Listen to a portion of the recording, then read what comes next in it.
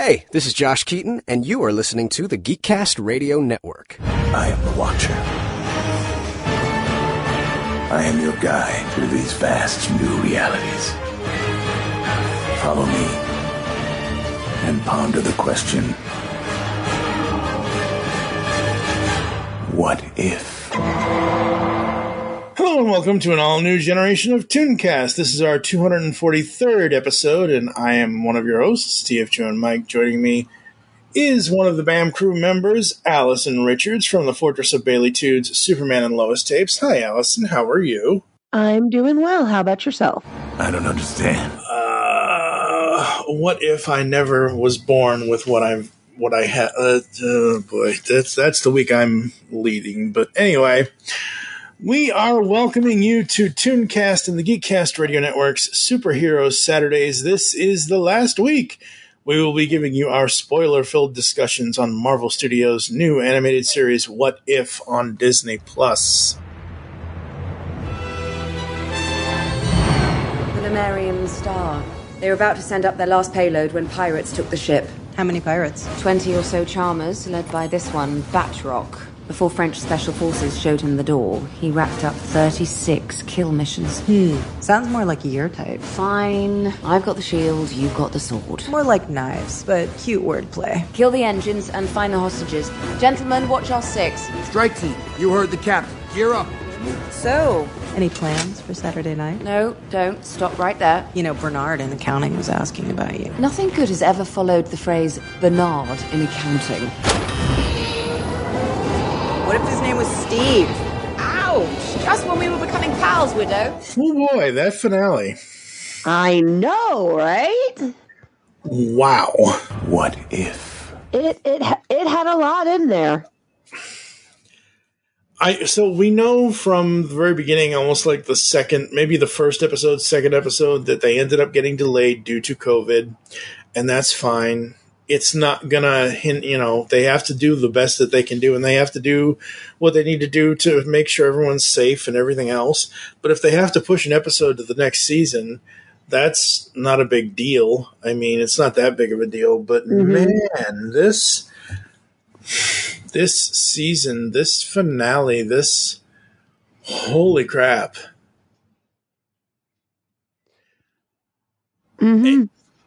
Just holy crap, folks. It was crazy.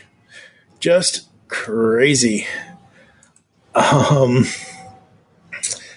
It defies logic, and it's awesome that it defies the logic that it's. And I know everyone's like, oh, but the Watcher isn't like this, or it's not his character, or that's not this. Look here, folks. This is the Marvel Cinematic Universe. This is not your traditional comics.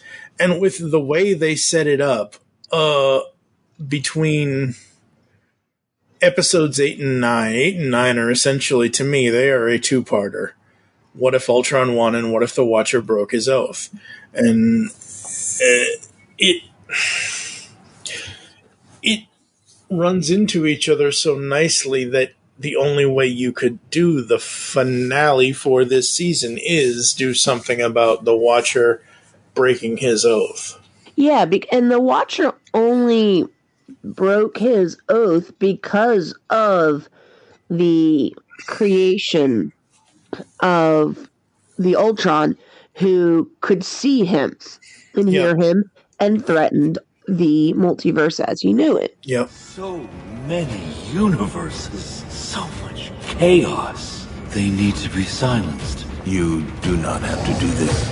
Oh, but it's my purpose. Man, where to start with this? What was your favorite moment from this one? Hey, Cap, I have an idea, but I'm gonna need distance and a clear target. Can you do that? I've got the shield, you've got the sword. More like an arrow with the mother of all viruses in the tip, but cute wordplay.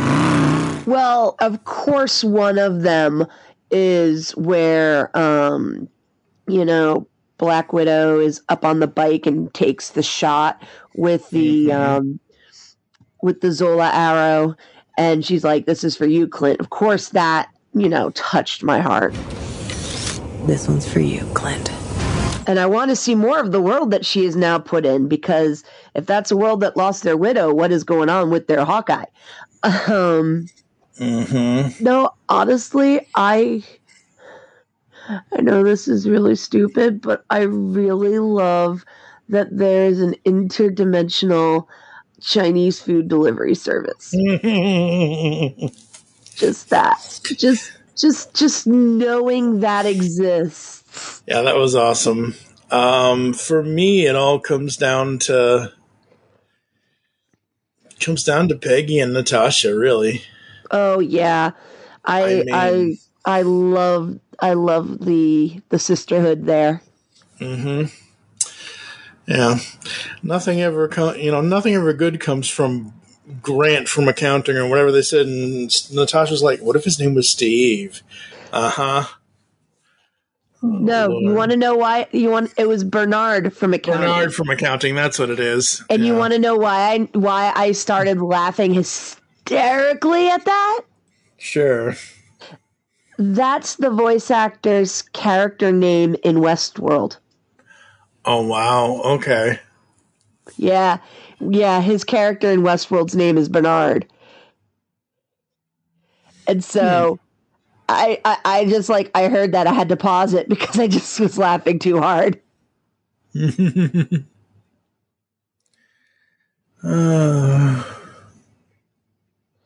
But no, I mean, this is the last episode with T'Challa. Mm-hmm. Not with T'Challa, with Chadwick Boseman as T'Challa. With Chadwick, as T'Challa, yeah. So, I was kind of sad that Zombie Hunter Spider-Man didn't come back. They had all kinds of posters and video promos showing it was more of this is what has happened over the first season kind of thing. Yeah. But yeah, I was kind of surprised that Zombie Hunter Spidey didn't show up. Yeah, especially, with that promo where it was listing out their names. Mm-hmm. And it seemed like, Hawkeye was going to be in it, and Spider-Man and Iron Man, and I love when the Watcher came in with Iron Man and Gamora, and he was there for Gamora, and just not you, Stark. Mm-hmm. I was just snubbed. Mm-hmm. These Infinity Stones. Look, I'm out of the weapons business, not like cake, but how do we put a suit of armor around the world? Around the galaxy? You can't tell me there's not another big bad lurking in the shadows, monster under the bed. Tony! Gamora, survivor of Sakaar and destroyer of Thanos. And the one who's about to kick your moon-shaped ugly mug? Not you, Stark. You, Gamora, have been chosen. We actually get to do a bonus episode, folks, for this series because I'm finding out this just now, of course. And October 27th of this year, the other series that Marvel, Disney Plus, whatever, has on there is Marvel Studios Assembled, where they go the making of WandaVision or the making of The Falcon and the Winter Soldier, making of Loki. Coming up, October 20th is the making of Black Widow. October 27th is the making of What If. So we're going to have to do an episode talking about that special. Yeah. But back to what if the Watcher broke his oath here? Just wow. I mean, go ahead. So I'm thinking that whatever this episode was supposed to be with Gamora and Iron Man, that is the episode that was not completed in time. That's what I'm thinking, and that's going to be our first episode in season 2. Yeah.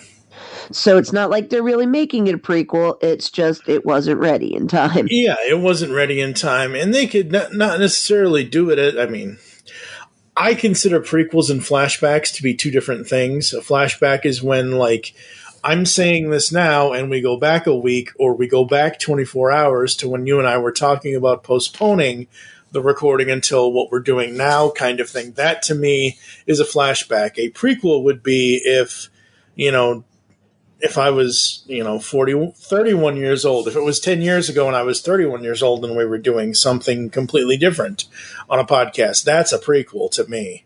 Okay. So I don't know. I mean, maybe they do it as a flashback. Maybe they do it as a prequel. I don't know how they're going to do it. I know based on these 9 episodes, I trust in what they're doing. Yeah. And I am not tied to, like, The Watcher has made it specifically clear that, yes, our universe, the actual overall MCU, the main events of what happened, like with what what Doctor Strange said in this one. In my universe, Captain America, or Steve Rogers took the serum and became Captain America. That's our universe. So I am perfectly fine with them taking other versions and other universes and other whatever and doing whatever with them. Yeah. I just hope to God. I didn't send you this article and I don't have it pulled up, but I saw my Google feed likes to show me a lot of clickbait sometimes. Yeah. And one of the articles, and I don't even remember what website it's from. I don't even care. I don't know which one it was. The headline was, Marvel's What If season finale shows you who the most useless Avenger is. And I'm like, you sons of bitches. And I click on it just because I'm curious as to see who they think is. And of course, they're saying that the What If series shows that Clint is the most useless Avenger. And I just looked at that article and I'm like, you dumb blibbity blah blah blah blobby blobs. Yeah, that's what I've been hearing, since Avengers. So, but people are going to be eating their words. Yep, people are going to be eating their words once that series comes out, in November. Well, not only that, but they seem to forget that Clint is, the heart of the team, and it's shown in, Age of Ultron. Mm-hmm. I actually rewatched that in preparation for this because I wanted to see how the version of Ultron that we have in our universe compares to this version. And I am so glad. I don't have it in front of me, and I'll get it in a second, folks. Whomever voices Ultron in this, in What If, I'm so glad it was not James Spader. I love the man to death. He's awesome. He was awesome as Ultron. But that Ultron and this Ultron, two completely different things. I'm going to show you something beautiful. Everyone screaming for mercy. You want to protect the world, but you don't want it to change. You're all puppets, tangled in strings.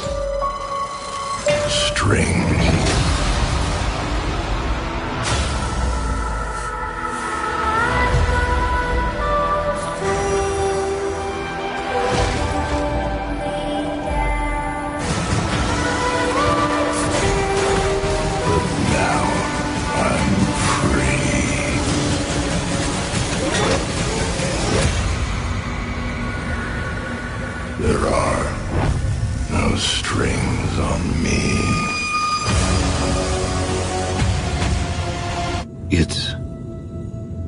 It's done. At last. The realization nearly broke the machine. With his mission complete, Ultron was now just a program without a purpose. The victor without a war, sentenced to spend all of eternity alone. Who said that?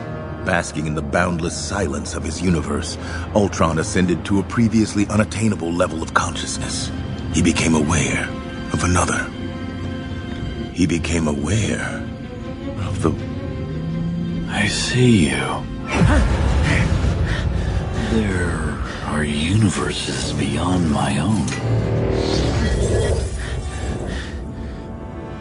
I have seen everything that has ever happened, ever will happen, ever could happen, and yet, what the hell is this? If a hunger like that were to be unleashed upon the multiverse,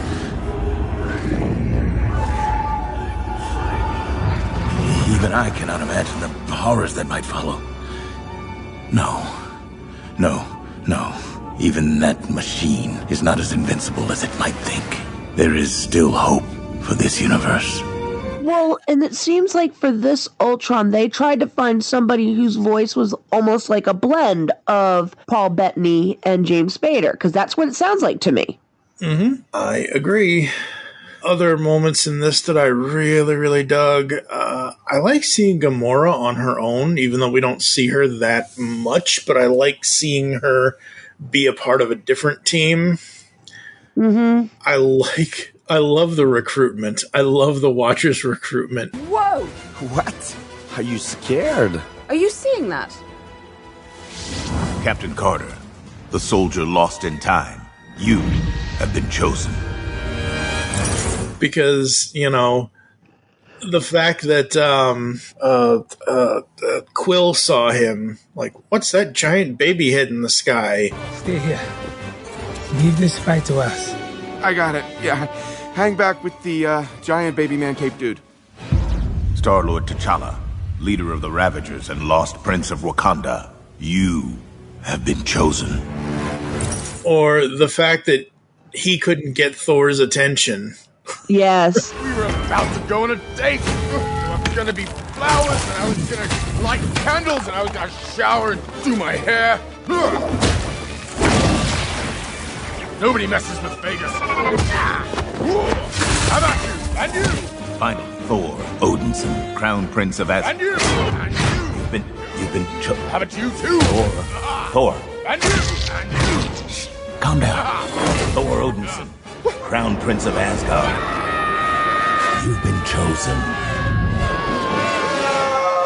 That was awesome. Yeah, and I liked how even though Thor was, has been made out to be the frat boy, idiot character, I like how he still was, he knew things. It wasn't like, you got the joke of, what's the plan again, for the people who weren't paying attention, not me kind of deal, where you get that to see, you get the comic relief there. Yeah. But then you have him being very upfront. I am a master of getting unwanted attention. Yeah. Very upfront with this power of his, and that he doesn't give up. He is there. He has people's backs. And I think that while he has like a set of naivety to him, he's not a completely, idiot. Mm-hmm. And I kind of like that. Yeah, that is awesome. Because I think that was the one little thing that we lost with Thor by going into Ragnarok, and then with what do you call it? With Endgame, is that we lost his intelligence, because he was very intelligent in his movies and Avengers and in Ultron. Yeah. So yeah. Ross Marquand is the voice of Ultron. Okay. So that way, I remember that now. Yeah, I mean, Thor... I view this Thor as if Ragnarok didn't happen and he was just, like it says, he's party Thor. He's, not supposed to be super intelligent, even though Thor, son, Odin's son actually is. This one is just characterized in a way that... Slow down a little bit. There's a few people in the room that don't understand. Not me, I get it, but for them, maybe repeat it.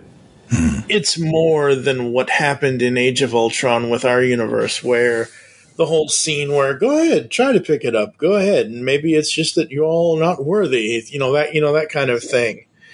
Like, it's got to be magnets, I tell you.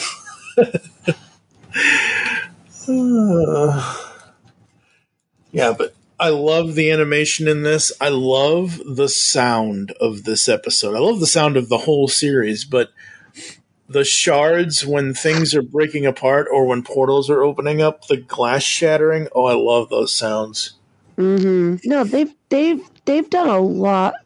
They've done a lot with the small elements. Yep. Yeah, they have. And what they've done with the small elements makes a big impact on the series as a whole, especially this final episode for now. Yeah. What did you have a favorite scene overall? I actually really liked visually the scene between Peggy and Bartak fighting, because I think with it being animation and being that we could be much closer than you can when you're filming a stunt fight, I really felt that fight, even for animation, was beautiful to watch. Yeah. And I really, hats off to the animators for that and making it actually physically work and not being over outrageous and being things that people still could actually have done. Mm-hmm. And still being pretty close to the original fight too. Yeah, yeah. So I like that. I loved everything with Peggy and Natasha. I saw Killmonger a mile away. I think we all did. I mean, come on, it's Killmonger. Yeah, it's like the second that Thor put the robot head on the bar, I'm like, oh fudge. Yep. So, and for me, it's not maybe the greatest moment of the episode, but for me at all, I don't know. I don't know. I don't want to sit here and blame you, but I feel like because of things that we've talked about and other things, it's like, oh, I'm on a Clint and Natasha kick now, or I'm on a Kate and Clint kick now because we're doing this upcoming thing that we'll talk about at the end, folks. But it's one of those things where my favorite moment outside of her and Peggy doing the whole sword shield wordplay thing, yeah, was when, can you get me some distance? And I'm like, oh, what are you doing? And then she had to say, there's only a few lines in my life. There's only a few things people have said in movies that will... this did not make me cry the first, 4 times I watch it, but just thinking about it now, because I'm going to mention something else. There are only a few words in fiction that will make me cry. And just, man, the emotion on this one's for you, Clint, and just her going through and just jabbing that virus arrow in his eye. Ultron's gone, Zola's in charge. Yep. Yeah. But I oh my god, cat, stop. No, I mean, that's like, I mentioned that right off the gun, that, and in a way it does bring Natasha's story to a close too. She got some, it wasn't, taking out red in her ledger kind of deal, but it was, she killed the person who killed her best friend. Yep. She got that ending, and then she got a whole new beginning, because the door is just kind of a metaphor, folks. Yep. I was not expecting that, and then when it just went wide, I was like, I'm not walking through that door. Well, The door was more of a metaphor anyway.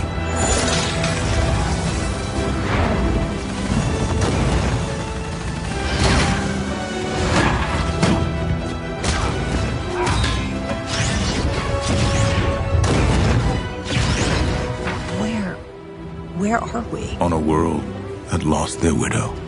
It's a mess. Thank you. You and your replacement Avengers fought valiantly, but now I think it's time you told me all your secrets.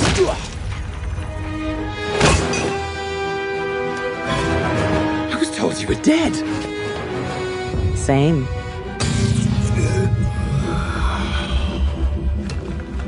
You're not my Natasha, but something tells me you have her spirit.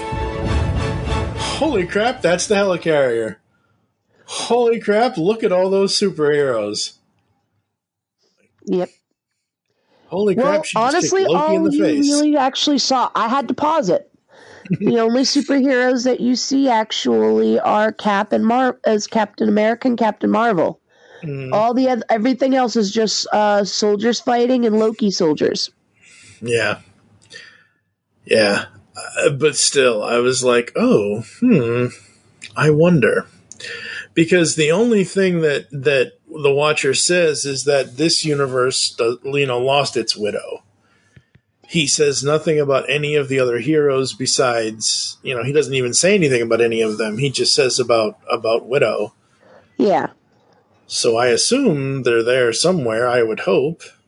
And it makes me wonder, and this is my weird wondering, because my brain is like that.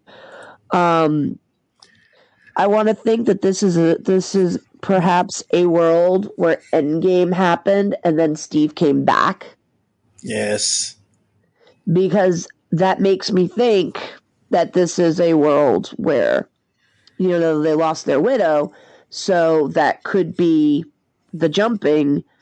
Marvel's back on the world, so it has to be point past her being called back. Mm-hmm. So yeah. Yeah.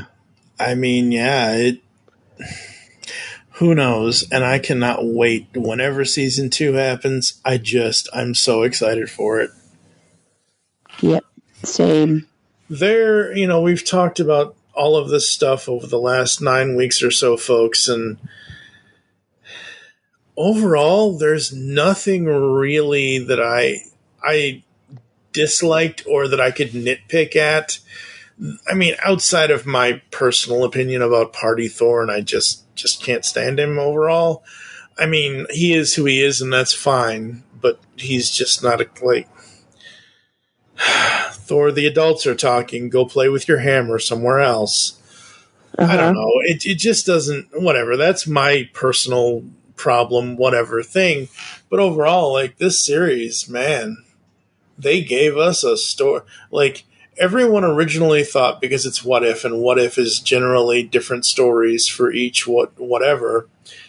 I'm glad it was the what if stories of what if this happened to this person, or what if this person didn't do this, and then it merged into one whole thing at the last 2 episodes. I think that's awesome. I think that's a great way to present a multiversal story.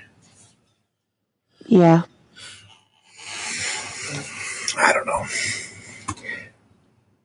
So there is a couple articles, one from Comic Book Resources and the other from comicbook.com, about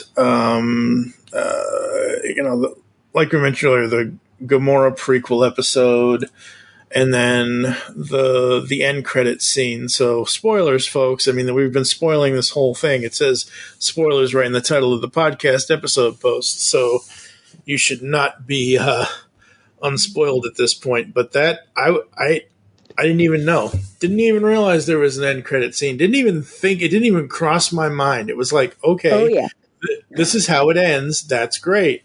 On my second watch through, as I'm recording the audio for the podcast, I'm like, wait, what? There's an end credits. I got to back up 15 seconds, 10 seconds. Okay, I got to start my recorder again. And I'm like, and now, oh, wow. audience, if you did not realize that there was an end credit scene, pause the podcast here. Yes, absolutely. Oh, God.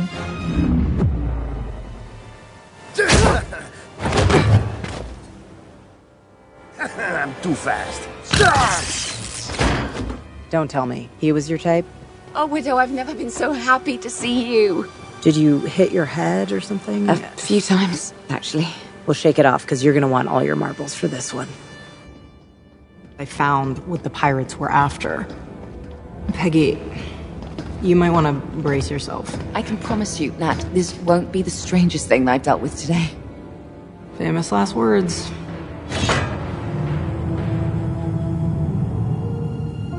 The Hydra Stomper? Yeah. And there's someone inside.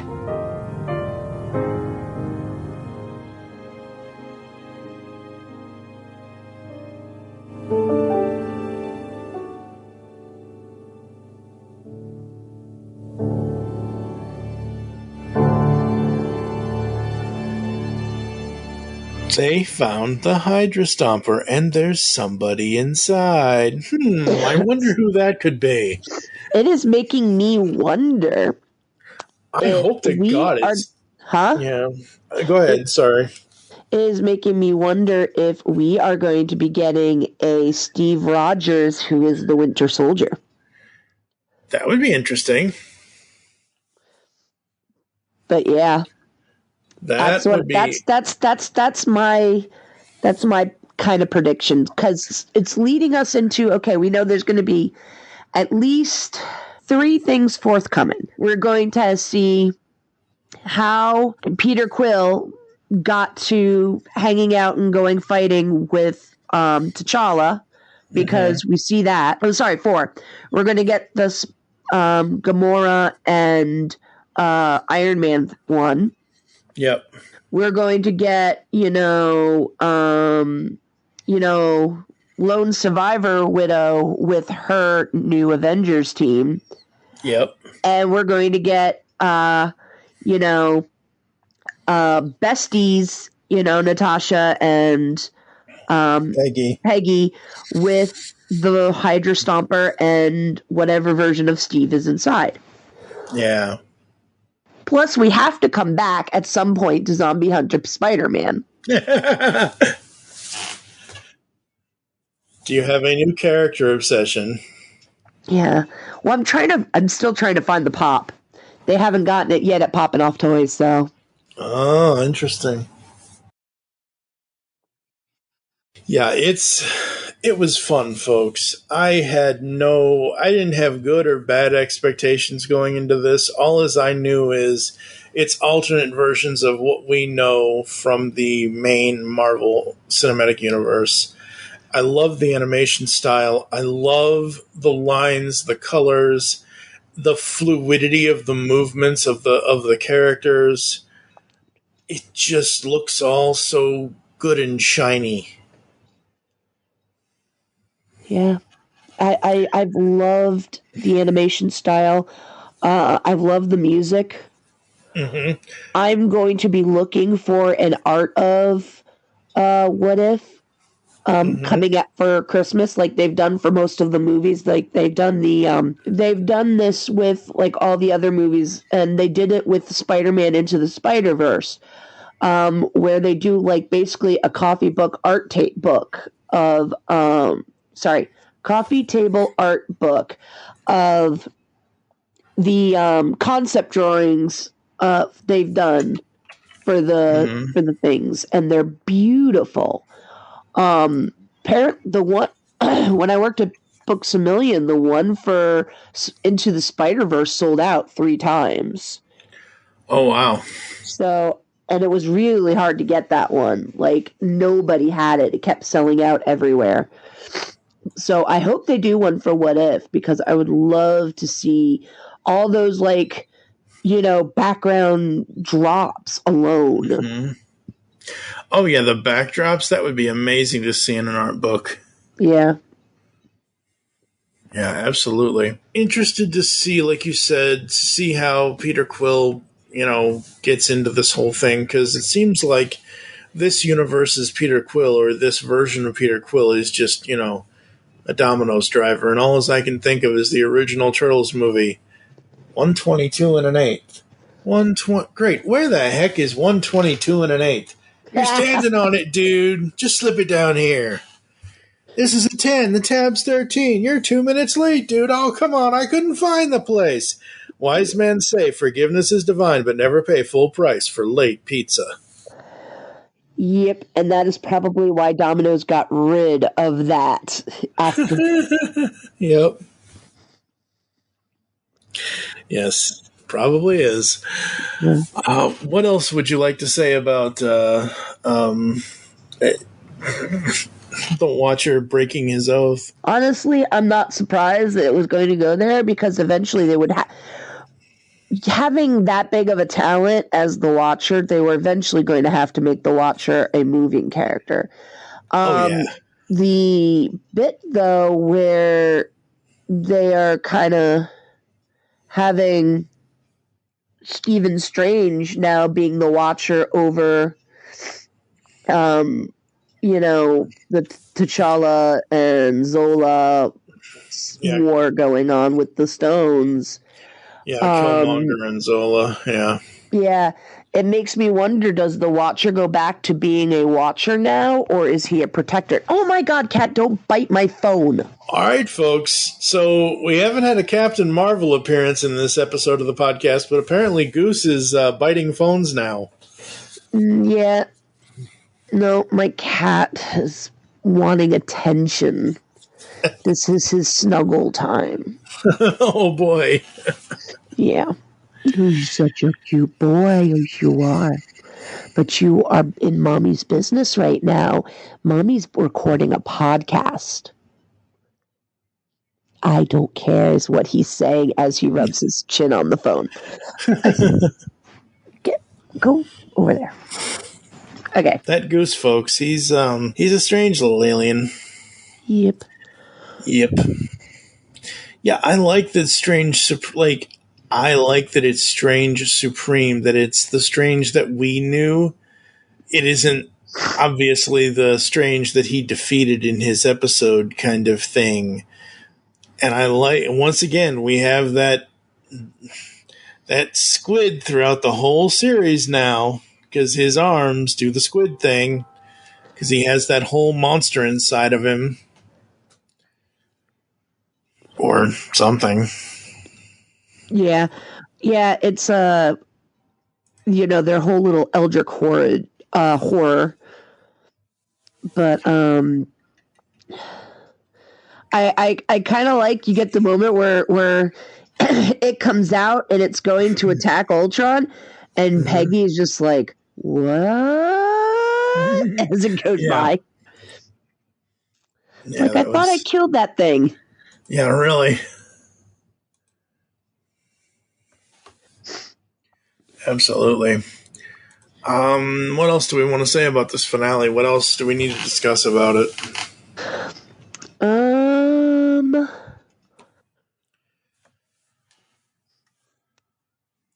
I think we kind of covered most of it.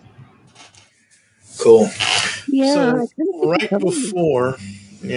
before we were going to record this week, I noticed that somebody I follow on YouTube and Twitter and everything else, he does guitar covers of themes. Like, he's done all the Marvel themes. He's done Batman, done everything you can possibly think of almost. Mm-hmm. He did a guitar cover of the main theme to What If, and I heard this and I'm like, oh my god, this is the best thing ever. And I tagged Laura Cartman, who is the composer to the What If score, at nstents1117 on Twitter it's Niall Stenson is the guy's name. And I said, oh my god, this is awesome. And I tagged everybody, and Laura replied, I just love this. So maybe at some point we can get her on for an interview and talk about the music of the show of What If, because I just love the music. It's so good. No, I'm down for this. Yeah, absolutely. It is just so good.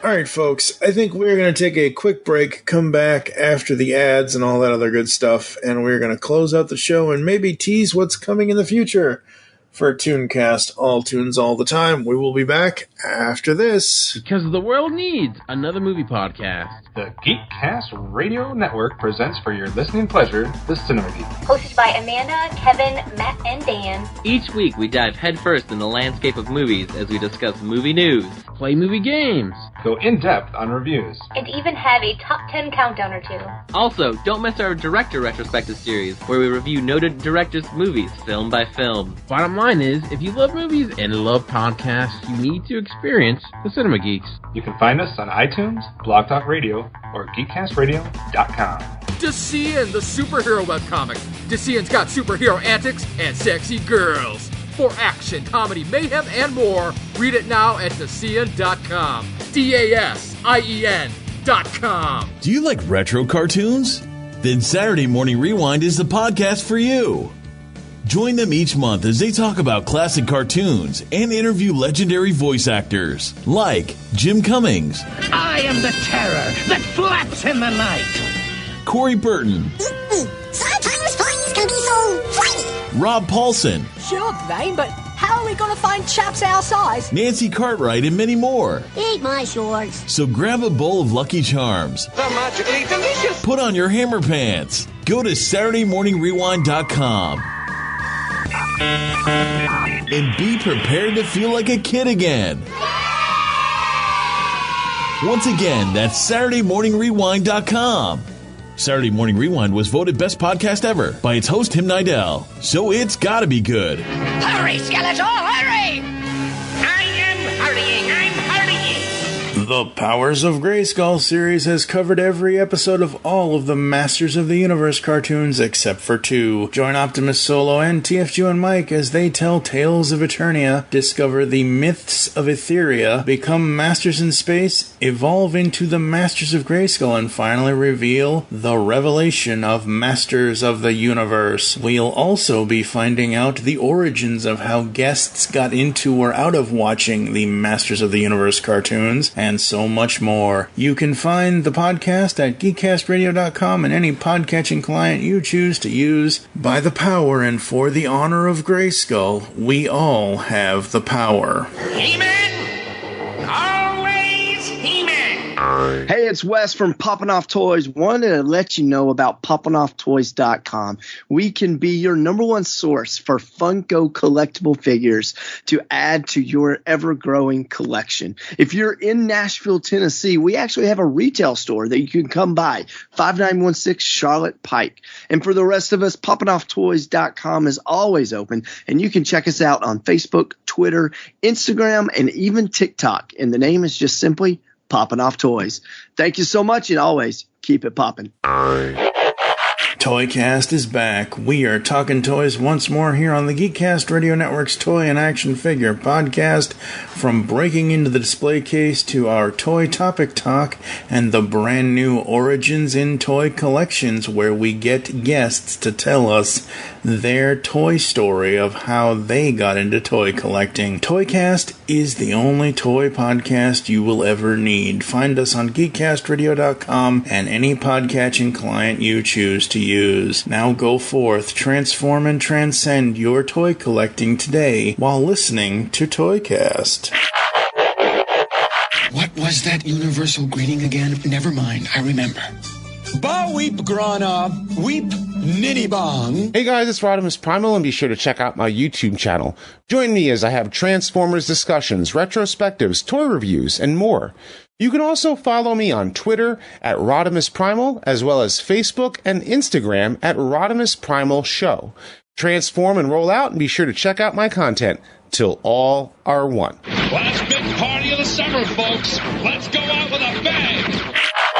Discover a world of vintage and modern toys that's more than meets the eye with the Triple Takeover Toycast. Hosted by toy writers and photographers Toybox Soapbox, 6O, and TF Square 1, this informal and chilled out series of discussions cover everything from vintage Transformers to Mask, Diaclone, Microman, and more, be it nostalgic or current. Whether you're a seasoned collector or a casual robot enthusiast, all are welcome. Triple Takeover Toycast.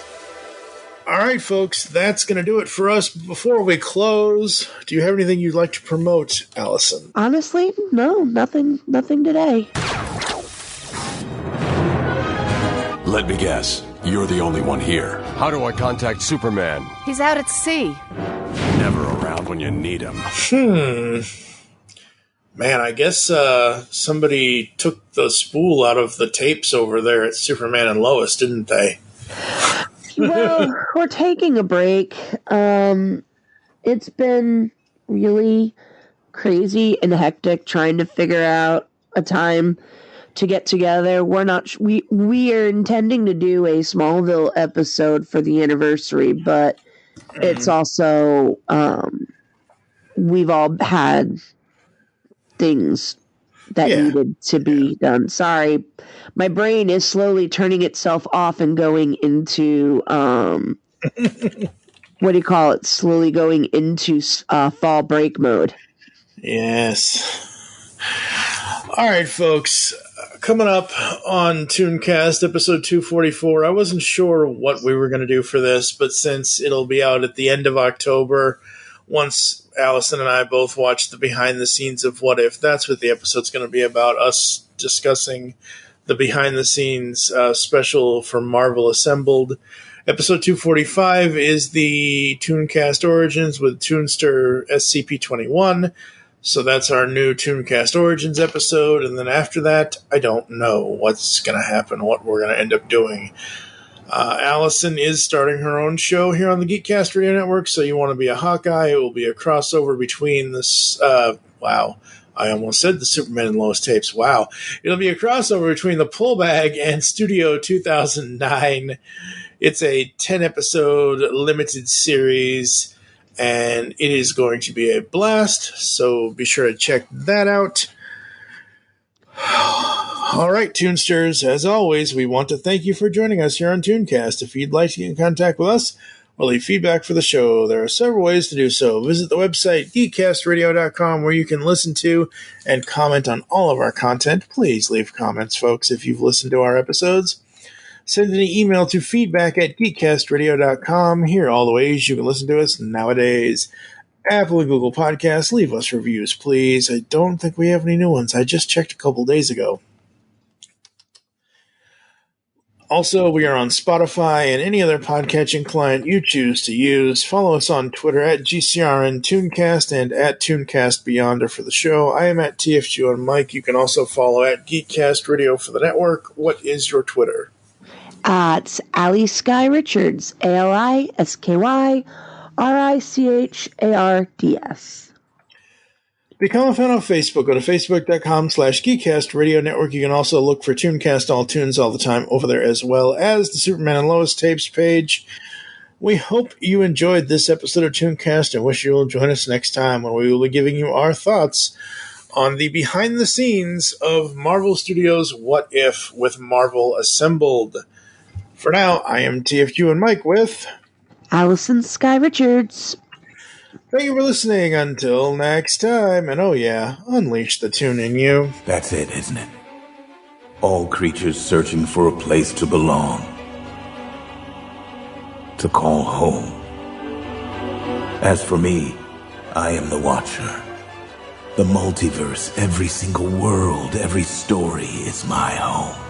And I will protect it to the end.